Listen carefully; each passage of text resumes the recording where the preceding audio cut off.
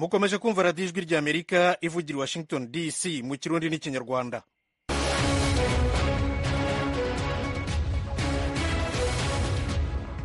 radiyo ijwi ry'amerika ivugira ku mirongo migufi kuri metero 19 na metero 22 mu burundi. mu rwanda muradukurikira kuri fm 93 n'ibice bitatu i karongi mu burengerazuba no kuri fm 104 n'ibice bitatu i kigali.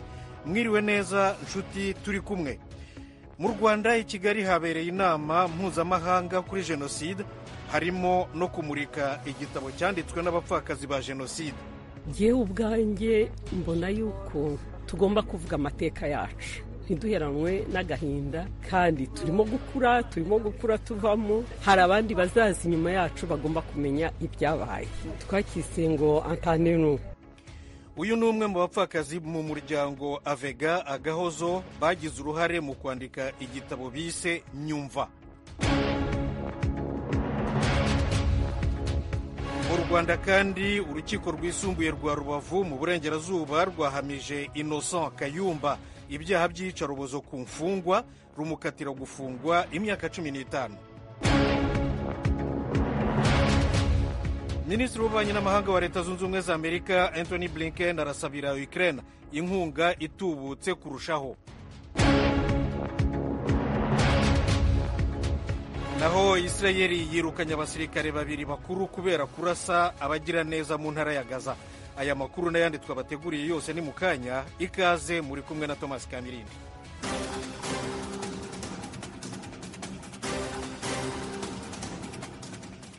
nk'uko nari maze kubibabwira mu ngingo z'ingenzi z'aya makuru, minisitiri w'ububanyi n'amahanga wa leta zunze ubumwe za amerika Anthony Blinken yatangaje ko Ukraine ikeneye inkunga itubutse kurushaho kandi yihutirwa. Fideli Niyongabo yaduteguriye iyi nkuru.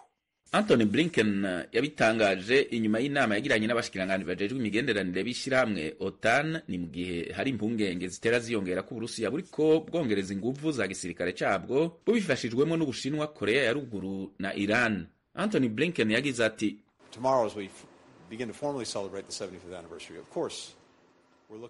turazi ibikenewe n'uburyo bwo kwivuna ibitero vya misile na drone vya muzinga, ibisase hamwe n'isoro. ndemera ko mfatiye ku vyo numva muri iki gihe ko impande zose harimwo leta zunze ubumwe za Amerika zizokora ibishoboka vyose kugira zironke uburyo Ukraine ibandanya gukenera. mu gihe ibihugu bigize ishirahamwe ryo kwivuna amaso ry'ibihugu vyo mu buraruko bw'ibahari Atlantique OTAN bimaze igihe biha ibigwanisho Ukraine, iryo shirahamwe ryarashimikiye ku vyerekeye guha ico gihugu izindi mfashanyo atari ibigwanisho mu ntumbero yo kutongereza imishamirano n'Uburusiya. mu gitondo c'ejo kuwa kane, umushikiranganji ajejwe imigenderanire wa leta zunze ubumwe za Amerika Anthony Blinken yarabonanye na mugenzi wiwe wa Ukraine Dmytro Kuleba i Bruxelles mu Bubirigi. abo bategetsi bompi baganiye ku kugena ibintu vyifashe ku rugamba n'uburyo bwo gukomeza no gukingira igisata c'amasoko ntanganguvu muri Ukraine, inyuma y'uko Uburusiya bubandanya gukora ibitero kuri ico gisata. hagati aho Ukraine iratangaza ko yashwanyaguje mu ijoro ryakeye indege za gisirikare byibura 6 mu kigo cy'ingabo z'Uburusiya zirwanira mu kirere mu ntara ya Rostova iri mu majyepfo y'Uburusiya. Ukraine ivuga ko yakoreshejeyo za drone. Fideli Niyongabo komeza. ubushikiranganji bujejwe kwivuna abansi bw'Uburusiya bwatangaje ko Ukraine yakoze ibitero hakoreshejwe drone zirenga 50 ku butaka bw'Uburusiya. amakuru yatanzwe n'abajejwe umutekano muri Ukraine yamenyesheje ko igitero cakozwe mu kibanza c'igisirikare kigwanira mu kirere c'Uburusiya cahitwa Morozovsk mu ntara ya Rostov iri mu bumanuko bw'igihugu. ico gitero casambuye indege z'ingwano z'Uburusiya zitari munsi ya 6, izindi 8 zirononekara bikomeye. abategetsi ba Ukraine bavuze ko cari igikorwa ca gisirikare kidasanzwe kizogabanya inguvu z'Uburusiya ku rugamba. Uburusiya bwatangaje ko ibitero vya drone 44 kuri 53 Ukraine yakoze vyabaye mu ntara ya Rostov. iyo ntara irimwo ibibanza vya gisirikare bitari bike. ubushikiranganji bujejwe kwivuna abansi bw'Uburusiya bwatangaje ko Ukraine mu bitero vyayo vyo mw'ijoro ryashiriye kuri uyu wa gatanu yagerageje gukora ibitero vy'iterabwoba bitari bike ikoresheje drone. ubwo bushikiranganji bwatangaje ko bwashoboye gutesha ivyo bitero. mukomeje kumva radiyo ijwi ry'Amerika ivugira Washington DC mu kirundi n'ikinyarwanda. igisirikare cya Isirayeli kuri uyu wa gatanu cyatangaje ko kirukanye abasirikare bo mu rwego rwa ofisiye babiri kubera ibitero byahitanye abakozi b'umuryango w'abagiraneza barindwi mu ntangiriro y'iki cyumweru mu ntara ya Gaza. Fideli Niyongabo. Mu itangazo inyuma ko kirangije itohoza ryaco ku bwicanyi bwabaye ku itariki imwe y'ukwezi kwa kane, igisirikare ca Israel catangaje ko abasirikare babiri b'intwazangabo birukanywe mu kazi kabo. Cavuze ko bishe abakozi indwi b'ishirahamwe rijejwe gutabara World Central Kitchen babitiranije n'umugwanyi w'umugwi Hamas yari yinyegeje mu makamyo yari atwaye imfashanyo mu ntara ya Gaza. Catangaje ko ibitero vyakozwe ku modoka zari zitwaye izo mfashanyo vyari biciye ku bibiri bikomeye n'amabwirizwa yaco kugena abasirikare ba Israel bategerezwa kwigenza mu bikorwa vyabo vya gisirikare. Igisirikare ca Israel cavuze ko ivyavuye mu itohoza vyerekanye ko ivyabaye ku munsi wa mbere w'indwi bitotegerezwa gusubira kuba. Abatanze uburenganzira bwo gukora ivyo bitero bari bazi ko bariko bahiga abagwanyi bo mu mugwi Hamas, ko batarondera abakozi b'ishirahamwe World Central Kitchen. Cavuze ko kibabajwe cane n'abatakaje ubuzima bwabo, kikaba cifatanije mu mubabaro n'imiryango yabo. Tuze hano noneho muri Leta Zunze Ubumwe za Amerika, aho gutanga akazi byiyongereye kuruta uko abantu bari babyiteze mu kwezi kwa gatatu k'uyu mwaka. Urugero rw'ubushomeri mu gihugu rwaragabanutse. Fideli Niyongabo. None ibiharuro vyashizwe ahabona n'ubushikiranganji bujejwe akazi muri Amerika kuri uyu wa gatanu vyerekana ko ubuzi bwiyongeye ku rugero rw'ibihumbi 303 mu kwezi kwa gatatu. Bwavuye ku buzi bushasha ibihumbi 270 bwabonetse mu kwezi kw'imbere yaho. Ubwo buzi bwiyongeye kurusha uko abahinga bakurikirana ivyerekeye akazi bari bavyiteze. Bari biteze ko bwiyongera ku rugero rw'ibihumbi 200. Muri ico gihe urugero rw'ubushomeri rwaragabanutse rushika kuri 3.8% mu kwezi kwa gatatu kurangiye, ruvuye kuri 3.9% mu kwezi kwa kabiri. Uko niko abahinga mu bijanye n'ubutunzi bari bavyiteze.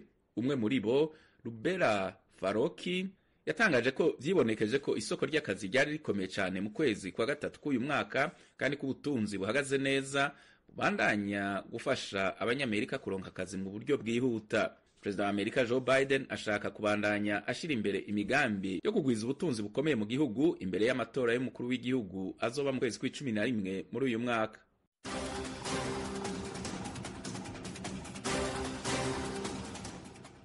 Fidel Niyongabo, urakoze kutugezaho ayo makuru yo hirya no hino ku isi. Nshuti zacu, mbibutse ko ari kuri radiyo Ijwi ry'Amerika ivugira Washington DC mu Kirundi n'Ikinyarwanda. Banywanyi bacu muri mu burengerazuba bw'u Rwanda ni mudusange kuri FM 93.3 i Karongi. Naho mwese aho muri mushobora kudukurikira no kuri internet kuri @, radio yacu voa.com, no kuri YouTube na Facebook kuri VOA radio yacu.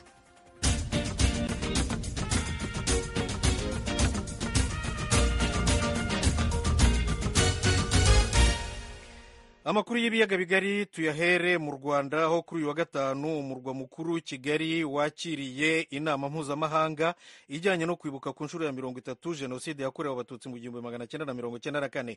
Asumta Kaboyi yayikurikiranye. Iyi nama yahurije hamwe abagera kuri 300 biganjemo abanyamakuru, abanyamategeko, abahanga mu mateka n'abaharanira uburenganzira bwa muntu bo mu Rwanda no mu mahanga. Baganiriye ku bunararibonye bwabo, uruhare mu kubaka u Rwanda rwa nyuma ya Jenoside no kumvikanisha ijwi ry'Abanyarwanda ku isi yose.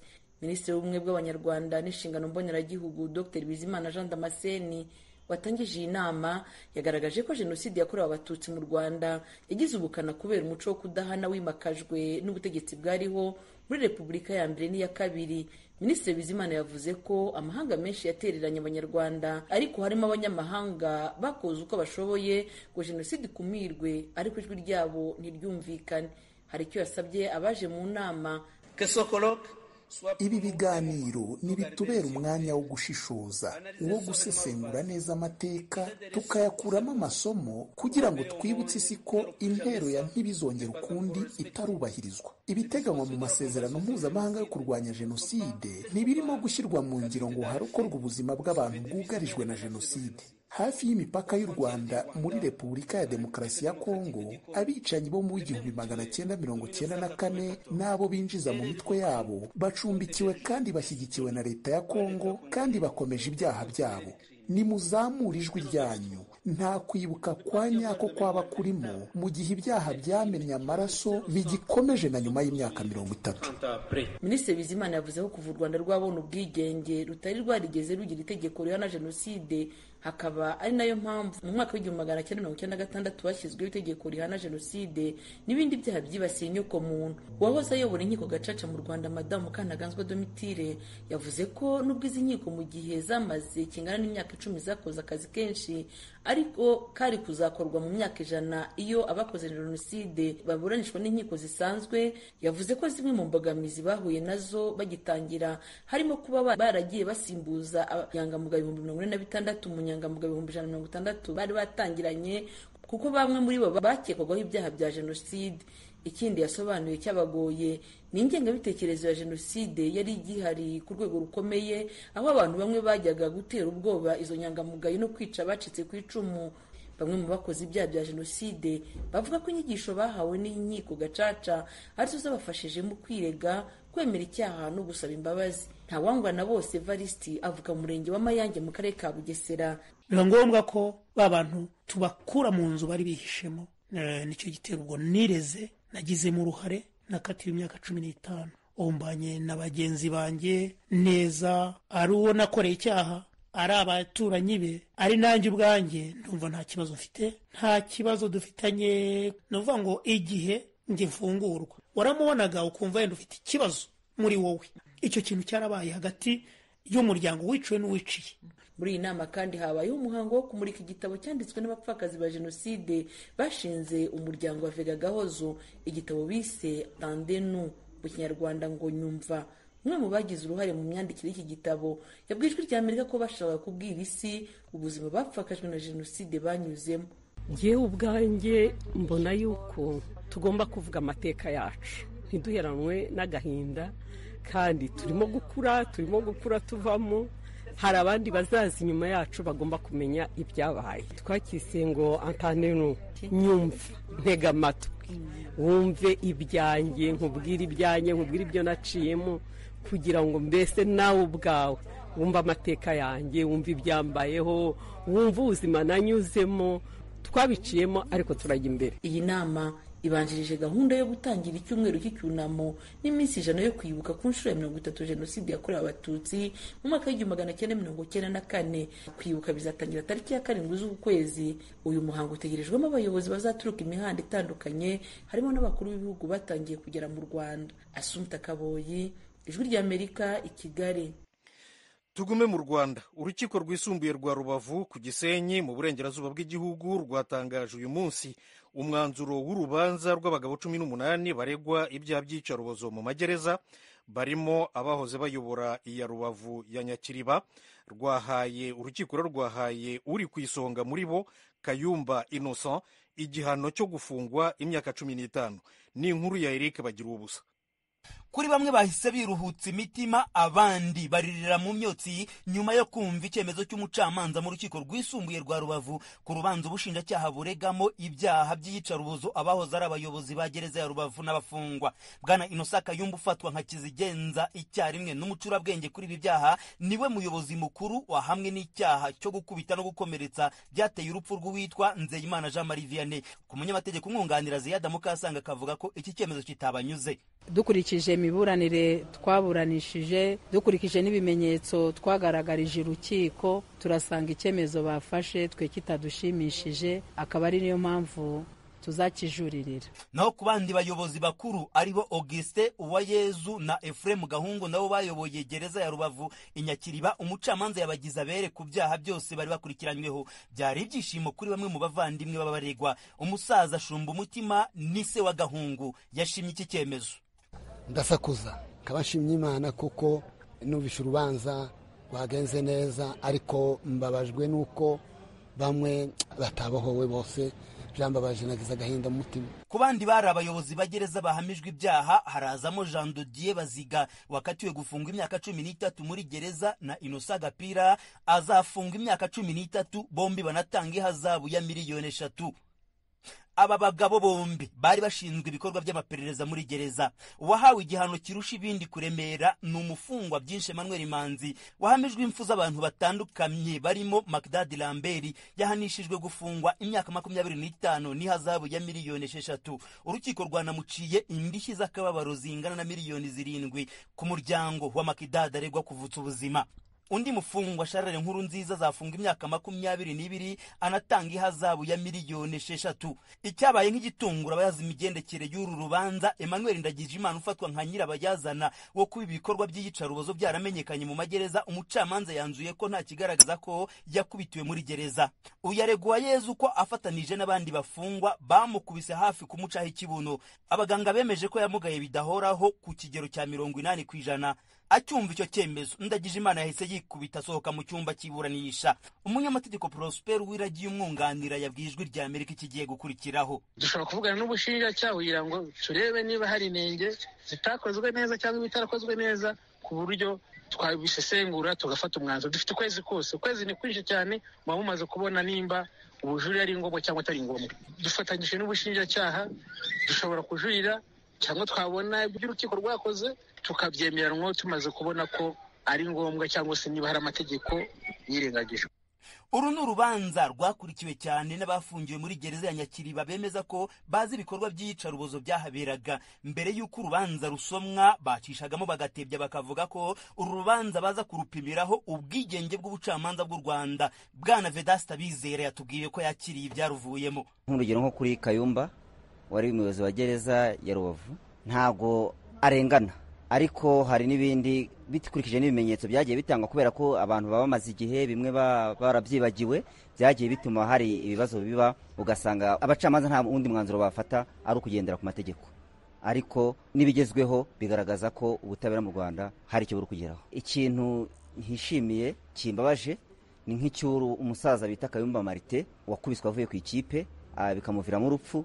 Kiriya kintu kirambabaje cyane kuko ibimenyetso byaragaragaraga ko yakubitiwe muri gereza. Naho mugenzi we Jean Claude Twagirumukiza nawe akagira ibyo ashima n'ibyo anenga. Kuri bamwe urubanza rugiye neza, ubona ko ibyo byose umucamanza ashoje, ariko ahandi bitewe n'uko amakuru yagiye aba makeya ntabwo urubanza rwagiye neza.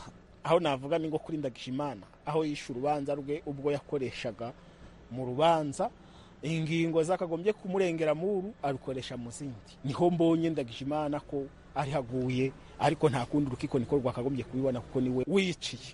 Ni urubanza umucamanza yirinze kwinjira mu miburanishirizo uko yagenze. Yavuze mu magambo make bitewe n'ubunini bwarwo, yavuze ko rugizwe n'amapaje arenga 100. Abaregwa uko ari 18 baregwa impfu z'abantu bagera muri 7 baguye muri gereza ya Rubavu kubera inkoni n'abahakuye ubumuga. N'ibyaha ubushinjacyaha buvuga ko byabaye hagati y'umwaka wa 2019 n'2022. Mu bihe bitandukanye imiryango mpuzamahanga iharanira iyubahirizwa ry'uburenganzira bwa muntu nka Human Rights Watch ifite icyicaro muri Amerika yakunze gutunga agatoki ibikorwa by'iyicarubozo mu magereza yo mu Rwanda. Ibirego u Rwanda rwamye rwamaganira kure. Bagira urusajwi ry'Amerika ku Gisenyi mu burengerazuba bw'u Rwanda.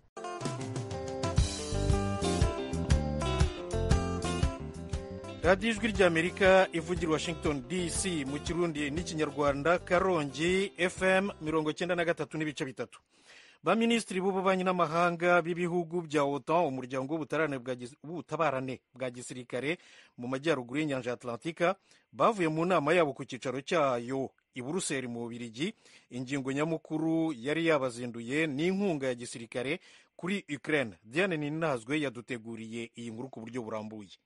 Naho imfashanyo y'igihe kirekire kandi ifatika kuri Ukraine yari umwe mu mishinge y'inama y'abashikiranganje bajeje imigenderanire y'ibihugu bigize OTAN, batandukanye atanga ingo bafashe ku mfashanyo za gisirikare buha Ukraine. Umunyamabanga mukuru wa OTAN Jens Stoltenberg yarijeje yamara ko igikorwa cyo kurondera imfashanyo kigiye kubandanya. Yaranibukije abari mu nama y'I Buruseli ko Uburusiya bubandanya gutera intambwe mu rugamba burimwo no kugaba ibitero vya misile na za drone mu bice bitandukanye vya Ukraine. Ibintu ku rugamba bikomeje kuba bibi. Ukraine ikeneye imfashanyo nyinshi zirimo amasasu n'indege za gisirikare. ubu ikigiye gukurikira ni uko abafatanyabikorwa bagiye kureba mu bubiko bwabo bakareba niba hari icyo bafashisha Ukraine, cyane cyane ibyo guhagarika za misile. Umushikiranganje ajeje imigenderanire ya Ukraine n'amakungu Dmytro Kuleba yunze mu gihe Agence asaba ahanini ko ibigwanisho vyo gusambura za misile vyoba ivyakorewe muri Amerika. Kurokora ubuzima bw'abaturage ba Ukraine, kurinda ubukungu bwayo n'imijyi yayo, tuzabikesha ubwinshi bw'intwaro tuzaba dufite. Ndavuga cyane cyane ziremereye zishwanyuriza mu kirere ibisasu bya misile zirasa kure cyane, kuko arizo zonyine zishobora kubikumira. Mu kwezi kwa gatatu gusa Ukraine yarashweho ibisasu bya misile zirasa kure cyane bigera kuri 94. Umuhinga mu bijanye n'amatohoza Liana Fix nawe nyene asanga hari ubwoko bw'ibigwanisho Ukraine ikeneye gusumba ibindi birimwo indege z'ingwano. Aha agira ati izo zikingira ibibanza bimwe bimwe gusa. Mu ndwi iheze twarabonye ko Uburusiya bwahinduye butangura kugaba ibitero ku nganda zitanga umuyaga nkuba. Aha rero ni naho Ukraine ikeneye gukingirwa cane biciye mu kuyironsa ibirwanisho bisambura za misile. Mu gihe abagize Kongre ya Amerika batarashobora kumvikana ku mfashanyo ya gisirikare ifise agaciro ka miliyaridi 60, leta ya Amerika ipfuza gufashisha Ukraine, umushikiranganje ajeje imigenderanire ya Amerika n'andi makungu Anthony Blinken yari mu bitabiriye inama y'i Buruseli yabwiye aho bari kumwe ati turazi neza ibikenewe, indege z'ingwano, ibikoho birasa kure n'ibindi bigwanisho. Mfatiye kuvyo numvise ngaha, ndizera ko impande zose zirimwo Amerika zigiye kugwiza cane inguvu n'ishaka kugira Ukraine ironke imfashanyo ikeneye. Umunyamabanga mukuru wa OTAN muri rusangi asaba ko haboneka amamiliyaridi 107 mu madolari ya Amerika yokoreshwa mu kiringo c'imyaka 5 mu gushigikira Ukraine mu vya gisirikare. Jens Stoltenberg yizera ko mu nama ngarukamwaka ya OTAN izobera ahi Washington DC mu kwezi kw'indwi hazoshobora kuboneka amasezerano azotuma ayo mafaranga yose aboneka. Hagati aho Uburusiya bwavuze ko icuka kiri hagati yabwo na OTAN kigeze ku rwego rwo guhangana bitari vyo mu majambo. Hagati aho OTAN irimo irizihiza isabukuru y'imyaka 75 imaze ishinzwe. Tugaruke muri Leta Zunze Ubumwe za Amerika, abashinjacyaha bo ku rwego rw'igihugu baregeye urukiko bashaka gufatira inzu ihenze cyane y'umukobwa wa President Denis Sassou Nguesso wa Repubulika ya Demokarasi ya Kongo, ni ukuvuga Congo Brazzaville. Iyo nzu iri mu mujyi wa New York mu burasirazuba bw'igihugu. Nk'uko ikirego kibyerekana, uyu mutegarugori yitwa Claudia Sassou Nguesso, yigeze no kuba mu nteko ishinga amategeko ya Kongo n'umujyanama wa se umubyara mu birebana n'itangazamakuru n'itumanaho. Mu 2014 yakoresheje abandi bantu binyuze mu nzira ndende ziziguye, bamugurira inzu nini kandi nziza cyane y'agaciro k'amadolari miliyoni 7,100 ku igorofa rya 32 mu muturirwa witwa Trump Tower wa Donald Trump. Bayishyuye ako kanya yose uko yakabaye n'inoti nyazo. Ikirego gisobanura ko hiyongeraho andi madolari 245,000 yishyuye imirimo yo kuvugurura iyo nzu hagati y'umwaka w'2018 n'uw'2022, nyamara nta muntu uyibamo. Minisiteri y'Ubutabera ya Leta Zunze Ubumwe za Amerika ivuga ko ayo madolari yose hamwe yavuye mu mutungo wa leta ya Kongo Claudia Sassou Nguesso yanyereje no muri ruswa, maze awushora mu iyezandonke. Hagati aho nta cyaha ubutabera bwa Amerika bubishinjamo ikigo cy'ubucuruzi cya Donald Trump cyitwa The Trump Organization. Perezida Denis Sassou Nguesso ari ku butegetsi kuva mu 1979, hanyuzemo agahe gato k'imyaka 5 kuva mu 1992 kugera mu 1997, ubwo umukuru w'igihugu cya Kongo yari Pascal Lissouba. Imiryango iharanira uburenganzira bwa rubanda ihora imurega ruswa, kunyereza ibya rubanda n'iyezandonke. Abana be nabo nuko. nko mu 2022 ubutabera bw'Ubufaransa bwafatiriye inzu ihenze y'umuhungu we witwa Denis Christelle Sassou Nguesso mu nkengero z'umurwa mukuru Paris. Ikibazo cy'inzu ya Claudia Sassou Nguesso i New York cyatangiye kuvugwa bwa mbere mu itangazamakuru hano muri Leta Zunze Ubumwe za Amerika mu 2019. Ni ubwa mbere Minisiteri y'Ubutabera igishyikirije urukiko ku kirego cy'iyezandonke mpuzamahanga. Irarusaba uburenganzira bwo gufatira iriya nzu no kureba ikindi yayikoresha mu biteganywa n'amategeko. Claudia Sassou Nguesso si uwa mbere ukomeye Leta Zunze Ubumwe za Amerika ikurikiranyeho ibyaha byo kunyereza ibya rubanda no kubishora mu iyezandonke bihanwa n'amategeko yayo. Mu 2006 FBI, ikigo cy'igenzacyaha na polisi yo ku rwego rw'igihugu ya Leta Zunze Ubumwe za Amerika, yagiye gusaka mu rugo rw'uwari visi perezida wa Nigeria Atiku Abubakar ruri mu nkengero za Washington DC, ishakisha amadolari 100,000 mu noti nyazo yakekaga ko yari yahahishe aturuka kuri ruswa no kunyereza ibya rubanda. Icyo gihe perezida wa Nigeria yari Olusegun Obasanjo. Mu 2014 ubutabera bwa Leta Zunze Ubumwe za Amerika bwafatiriye mu mujyi wa Malibu muri leta ya California mu burengerazuba bw'igihugu inzu y'agaciro k'amadolari miliyoni 30 n'indi mitungo ihanitse irimo imodoka zihenda cyane ya Teodoro Ngema Obiang bakunze kwita Theodorine, umuhungu wa President Teodoro Obiang Ngema Mbasogo. Theodorine ni na visi perezida wa Repubulika ya Guinea Equatorial. Ababikurikiranira hafi bemeza ko azasimbura se umaze imyaka 45 ku butegetsi ariho kuva mu 1979. Mu 2014 nanone ubutabera bwa Leta Zunze Ubumwe za Amerika bwafatiriye imari y'amadolari miliyoni 458 y'uwahoze ari umukuru w'igihugu cya Nigeria General Sani Abacha. Bavuga ko yari yarayanyereje ayahisha mu mabanki atandukanye muri Leta Zunze Ubumwe za Amerika no mu yandi mahanga. Guhera mu 2015 kugera mu mwaka ushize, urukiko rwo ku rwego rw'igihugu i New York rwaburanishije imanza z'icyiswe FIFA Gate, zirimo abari abayobozi mu mashami atandukanye ya FIFA, ishyirahamwe mpuzamahanga ry'umupira w'amaguru ku isi, bashinja ruswa n'iyezandonke. Barimo babiri bahoze ari ba visi perezida bayo, abayobozi ba CONCACAF, ishami rya FIFA ku mugabane wa Amerika ya ruguru yo hagati na za Caraïbes. Mu 2016 urukiko rwo ku rwego rw'igihugu rw'i New York rwakatiye igifungo cy'imyaka 4 Amiral Jose Americo Bubo Nachuto, wahoze ari umugaba mukuru w'ingabo zirwanira mu mazi z'igihugu cya Guinea Bissau, kubera ibyaha byo gucuruza ibiyobyabwenge n'iyezandonke. Nachuto yigeze kugerageza gukorera kudeta uwari umukuru w'igihugu cya Guinea Bissau rero President Joao Bernardo Vieira mu 2008, ariko irapfuba. Yatawe muri yombi mu 2013 na Leta Zunze Ubumwe za Amerika ifatanyije na polisi y'igihugu cya Cap Vert, arimo yitemberera mu bwato buhenze cyane mu mazi mpuzamahanga y'inyanja ya Atlantika mu nkengero za Cap Vert, aza gufungirwa i New York. Nachuto yakatiwe afite imyaka 70 y'amavuko, ahabwa igihano gito kubera inyoroshyabyaha no kwemera ibyaha no gufatanya 100% n'ubutabera, kandi abisabira imbabazi. Mu mwaka ushize uwari minisitiri w'imari wa Mozambique Manuel Chang yatangiye kuburana mu rukiko rwo ku rwego rw'igihugu i New York ibyaha bya ruswa, kunyereza ibya rubanda n'iyezandonke. Yatawe muri yombi mu 2018 muri Afurika y'Epfo, yamushyize mu maboko y'ubutabera bwa Leta Zunze Ubumwe za Amerika mu kwezi kwa karindwi 2023.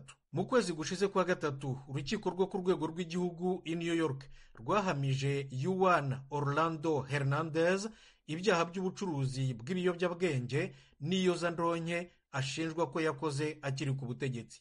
Hernandez w'imyaka 55 y'amavuko yahoze ari umukuru w'igihugu cya Honduras cyo muri Amerika y'Epfo imyaka 8 kuva mu kwa mbere 2014 kugera mu kwa mbere 2022. Yatawe muri yombi ku itariki ya 15 y'ukwa kabiri 2022 amaze ibyumweru 3 gusa avuye ku butegetsi. Honduras ihita imuha Leta Zunze Ubumwe za Amerika mu kwezi kwa 4 kwakurikiyeho. Urukiko ruzamumenyesha igihano cye mu kwezi kwa 6 gutaha. Ijwi ry'Amerika mu Kirundi n'Ikinyarwanda. Abanywanyi bacu nahangaha aya makuru ahumurije. Mbashimiye cyane ko muri bamudatenguha. Mugira umugoroba mwiza kandi na weekend nziza. Murakarama.